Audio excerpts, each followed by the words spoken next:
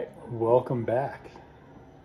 Today, honey, sorry, wasn't calling you honey, I'm saying we're gonna use some honey, but also gonna use maple syrup, grade A of course. This is dark, not light. We're also gonna use some ginger, actually a lot of ginger. And if you don't know how to peel ginger, spoon. And our finishing touch, we're gonna add later Hungarian oak cubes to give it a nice oak flavor. Actually, I don't know what I'm thinking here. Let's see, what could I do here? Ginger, maybe I can use like a spell to turn all of this just into the mead that I want to make, and then we can save you the time of having to watch the process.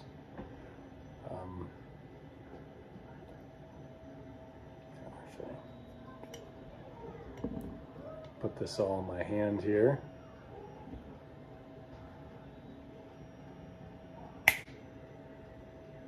Yeah, look at that. Here it is. Ready to go. All right. Sorry, I know that's not fair. We'll actually go ahead and make the mead. I actually have the water boiling right now. What we're gonna do is, first, there's two ways you can do this. After you peel and cut your ginger, you can cut it into like really small pieces, and either add them to boiling water to extract a bunch of the flavor, then let the water cool down, and then take the ginger out, strain the ginger, and keep the ginger water, which you'll use as part of your mead base, sort of like a tea. And that's how I'm going to do it, because I don't like having pieces of anything in my mead. I've done it. In fact, the video with the dragon fruit, if I were smart, I would have strained out all the dragon fruit and just extracted the juice and kept it out of the bucket, but whatever. Or what you could do is you can cut these up into little pieces and throw them into your mead, but then you have to worry about it taking up space at the bottom when it's done. Trying to get that out when you're during your secondary, when you're trying to transfer from one vessel to the other. It's a huge pain. So we'll come back in just a second. Oh, wait a second, what am I doing? I can just snap it into being peeled, and then maybe again to get it cut. So let's do that. Oh, look at that. Nice, stringy, weird looking peeled ginger. I love having magic, because otherwise I'd have a dirty spoon that would look like, you know, just crazy having to watch me peel it. Anyway, you know what? We should probably cut this to make enough surface area for it to go into the boiling water and extract the flavor. So let's go ahead and do that.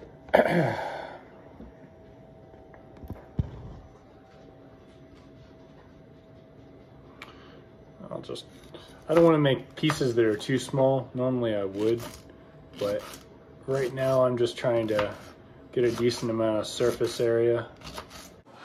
Also, actively avoiding cutting myself, because I've done that before, and that's not something I enjoy. And I know what you're thinking. If I were on Chopped or other cooking shows, I would have a really hard time convincing the judges that I know what I'm doing with the way I cut.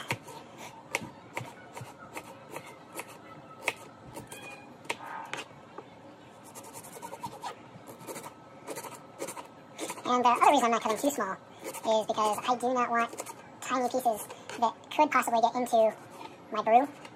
I really want to be able to just strain them out. So they're really kind of big at this point.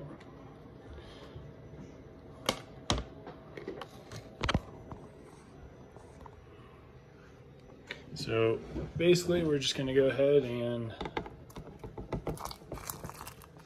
dump them into there, let them boil a bit. Although those were pretty clean, I didn't scrub them, and of course peeling them helped to clean off any part of the skin that would have been dirty. They're going in boiling water, so it's not a big deal. What we're going to go ahead and do now is, actually, what are we going to do? What's the next step? I know we need a carboy. Give me 1 second.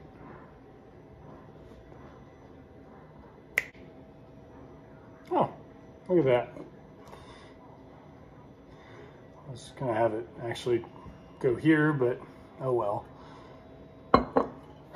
Magic's not perfect. So we're going to go ahead and add the honey. The reason I'm doing this right now, although I don't really have to, is because I want this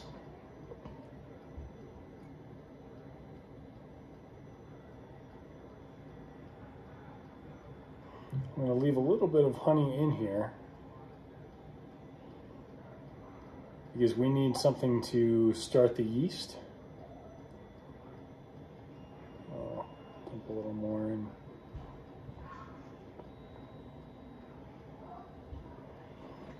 Give me 1 sec.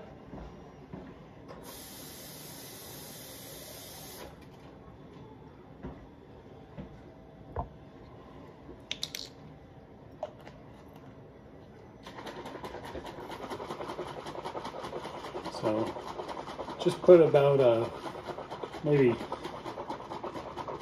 water in that was 100 degrees Fahrenheit. I'm going to shake it up nice and well, get that honey all dissolved in there.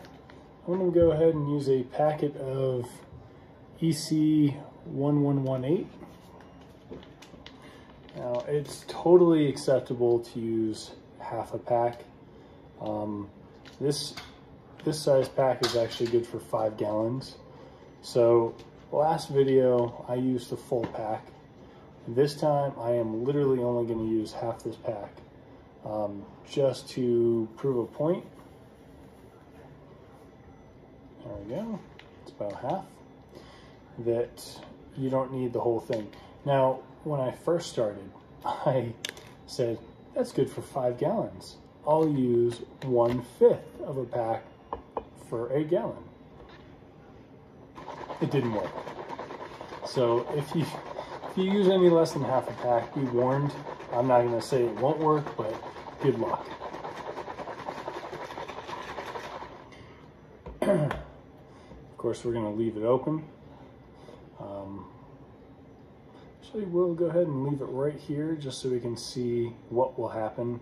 I can already see the stuff floating around in there, so it's nice and mixed up. The head on top hopefully will rise up and you'll just see what will happen. If not, it doesn't mean it's not working, it just means that it's not doing it, but no big deal. So we've got our honey in here. I'm going to go ahead and take our maple syrup.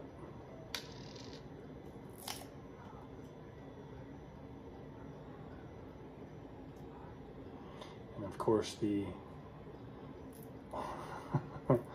top does not want to come off. That's lovely. Also, this is organic. Now, I don't know what inorganic maple syrup looks like. I would imagine if it were inorganic, it wouldn't actually be classified as maple syrup. So, now that we have all that in there, just leave that be. We need water. Now I have the same water we used in the last video. I mean, I only used a little and I capped it right back up. It's been in the garage, so it's nice and cold.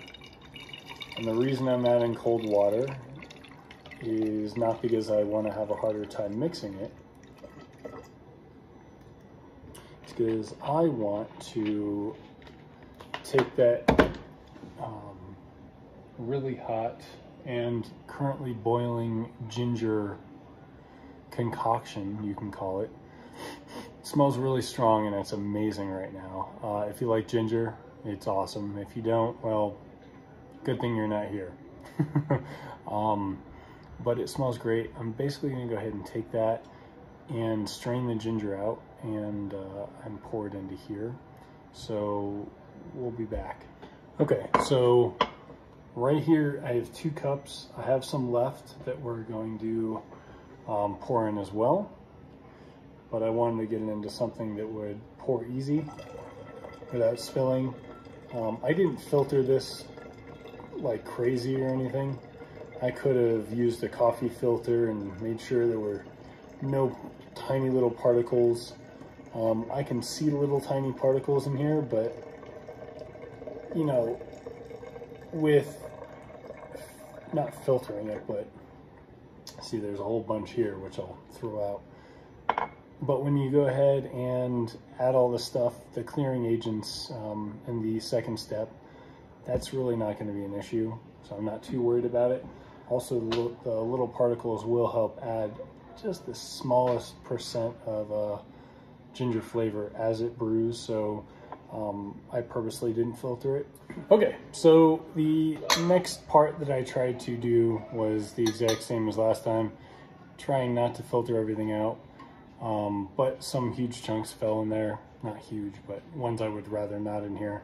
So I'm just using a filter funnel to go ahead and pour the rest in without spilling it everywhere.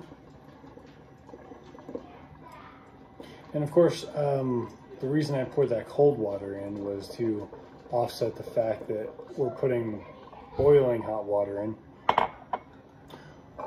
All right, and that way, actually, I can feel the cold down here and the warm up here. So we're gonna go ahead and shake this up.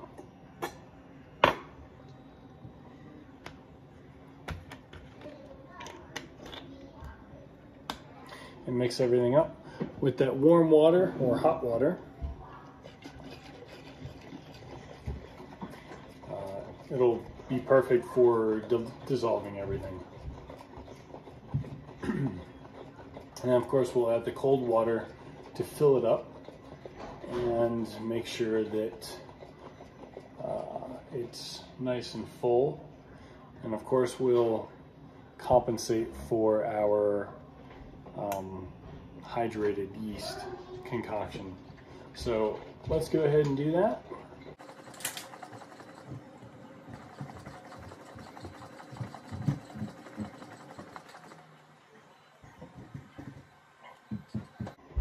All right,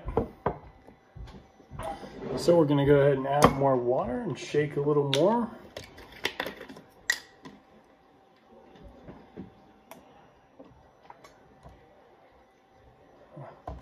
Okay, hopefully that's not too much.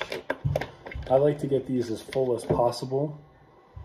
It's sort of a gambit with filling it up as much as you can without having it too full to where the head will come out of the airlock when it's fermenting. Sometimes you win, sometimes you lose. Now, shaking it up has a few benefits. Obviously, you're dissolving the sugars, mixing everything up, but you are adding a lot of aeration to your mix, which is great. And that's exactly what we want to do, which will help the yeast propagate. Now, normally I would go ahead and measure the gravity on this. And I will, but I want to add this bit in because this did have some sugar in it, and I don't know if it's proportional to the sugar that's in here. I don't think it is. So before we can get an accurate reading, I want to dump this in. And of course, doing this, we'll see how high it gets and if I will have any accidents in the near future with, wow. Whew. All right. It is probably not even a gallon. So, looks like I was a little too safe. So I'm gonna go ahead and add some water.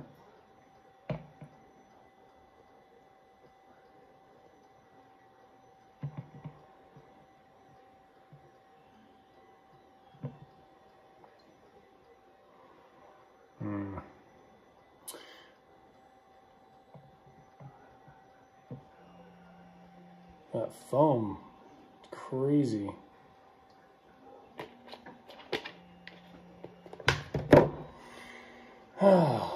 This is gonna get messy.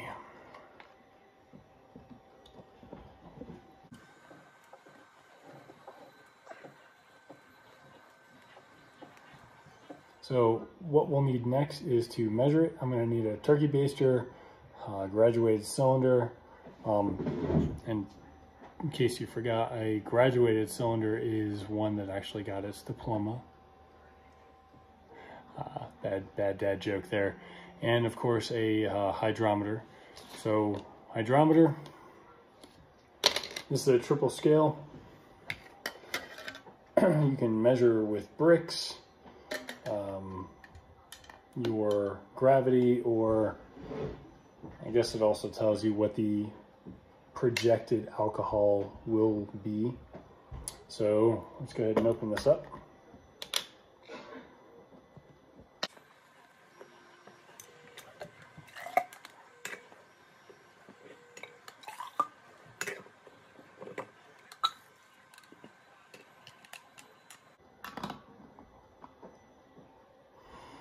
So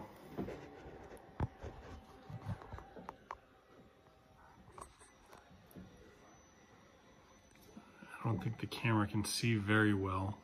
It's a little, the light's reflecting off there in such a way that it's not actually showing it on your end. But on my end, I can see that it is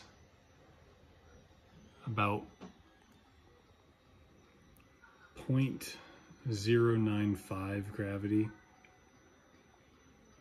Sorry, 1.095 gravity.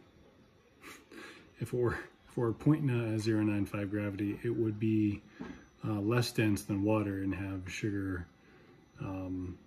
Actually, I don't even know if that's possible. It'd be alcohol. But it is 1.095, which is almost guaranteed to ferment to 1 or even less. It'll ferment to dry basically, and then we'll go ahead and back sweeten with, I'd say probably more maple syrup and maybe more honey, maybe a combination of both, like a 50-50 mix. I want to be able to keep the flavor profile of maple in there as a sweetening agent, as well as the honey as well. So we'll figure out what we're going to do next video. Let's go ahead and get the airlock on.